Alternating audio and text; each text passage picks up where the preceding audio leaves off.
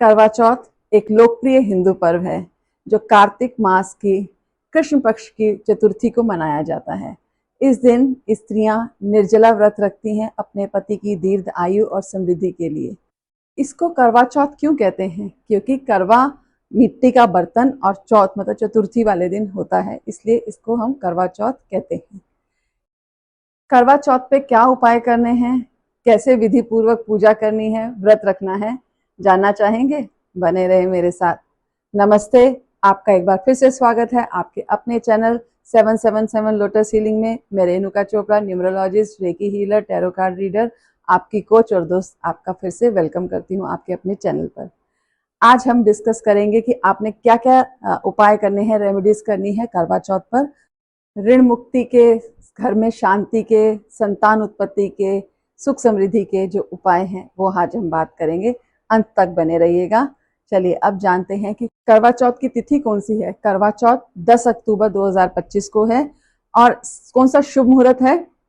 शुभ मुहूर्त है सुबह 10 तारीख को सुबह प्रातः 3:42 पे इसका मुहूर्त शुरू होगा और अगले दिन मतलब 11 अक्टूबर को रात्रि 12:53 तक इसका मुहूर्त है, शुभ मुहूर्त है। अब पूजा का समय कौन सा रहेगा? पूजा का समय है शाम को 6:38 से 7:54 तक इसका पूजा का शुभ मुहूर्त है। और जो दिल्ली में चंद्रमा दिखेगा वो दिखेगा 8:13 पर।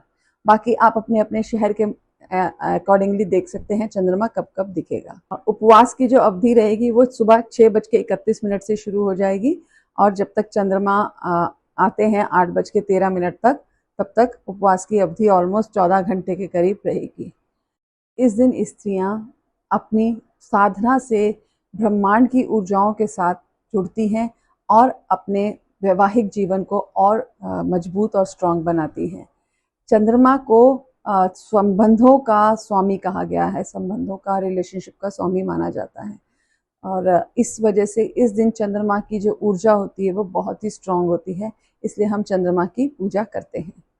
इस दिन स्त्रियां अपने हाथों में और पैरों में मेहंदी लगाती हैं। मेहंदी जो कि एक सौभाग्य का प्रतीक है, सुख समृद्धि का प्रतीक है। और अपने हाथों में नई चूड़ियां पहनती हैं जो कि एक सौभाग्य का प्रतीक है। व्रत शुरू करने से पूर्व आपने अपने शरीर की और अपने वातावरण की शुद्धि करनी है। अपने आप को आपने शुद्धिकरण करने के लिए चुटकी भर नमक और गंगाजल मिला के अपने जल में नहाना है। उसके बाद आपने घर के वातावरण की शुद्धि करने के लिए कुछ लौंग और कपूर लेके जला के उसकी धुनी करनी है। ये तो आपने घर की और अपने परिवार की अपने आप की शुद्धि कर ली। सरगी में आपने कुछ फल लेने हैं, सेब, केला, अनार, कुछ भी आप फल ले सकते हैं या तीनों ही फल ले सकते हैं। नारियल, नारियल का पानी, फेनी, मीठी फेनी होती हैं या मीठी सेवइयाँ रख सकते हैं आप। और इसके अलावा कुछ नमकीन में मट्ठी वगैरह आप खा सकते हैं। कुछ मेवे, अखरोट, बादाम, काजू, किशमिश, कुछ मेवे भी आप ले सकते हैं। और ये आपकी सरगी हो गई।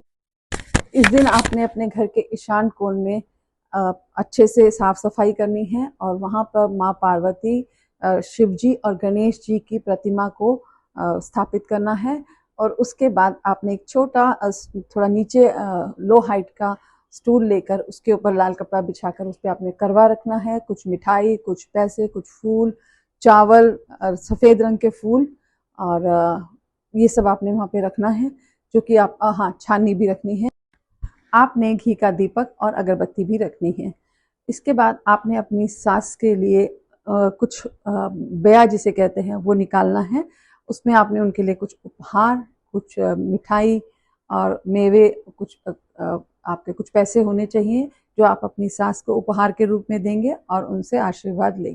सरगी खाने से पहले आपने माँ पार्वती और गणेश जी को हाथ जोड़कर प्रार्थना करनी है कि आपको ये व्रत सफलतापूर्वक रखने में मदद करें और आपको आशीर्वाद दें कि आप इस व्रत को सफलतापूर्वक रख सकें।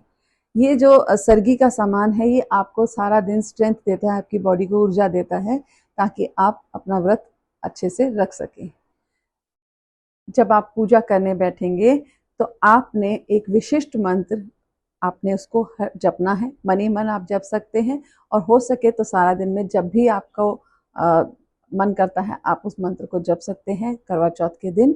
ओम नमः शिवाय नमः, ओम नमः शिवाय नमः का मंत्र का जाप आप सारा दिन करते रहें और खासकर आप पूजा के समय मन ही मन जरूर जपें, और अगर आप जोर से बोल के कर सकते हैं तो वो भी बहुत अच्छा है।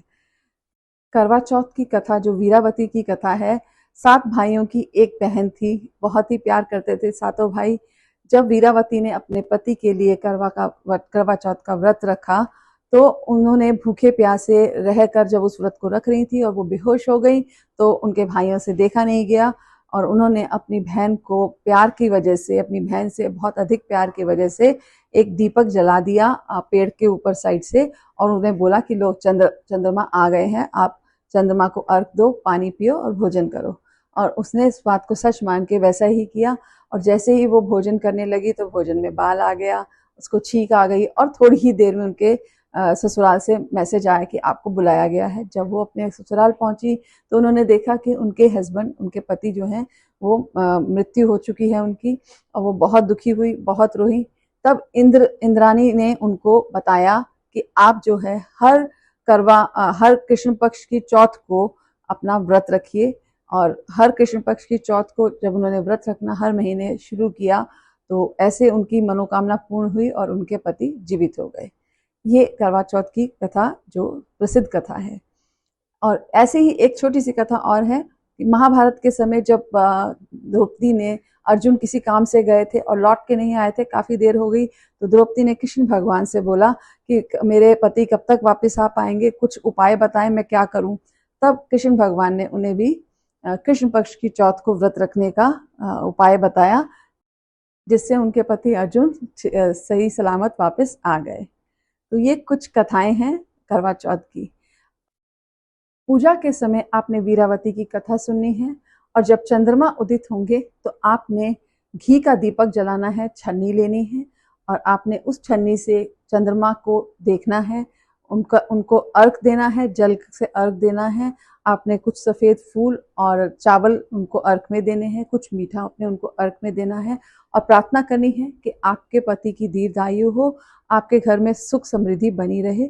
और उसी छन्नी से आपने अपने पति को देखना है, और आपके पति आपको जल पिलाकर तो आपका व्रत पूर्ण करेंगे, जल के साथ कुछ मीठा भी खिलाएंगे आपको। इस तरीके से आपकी पूजा पूर्ण होती है।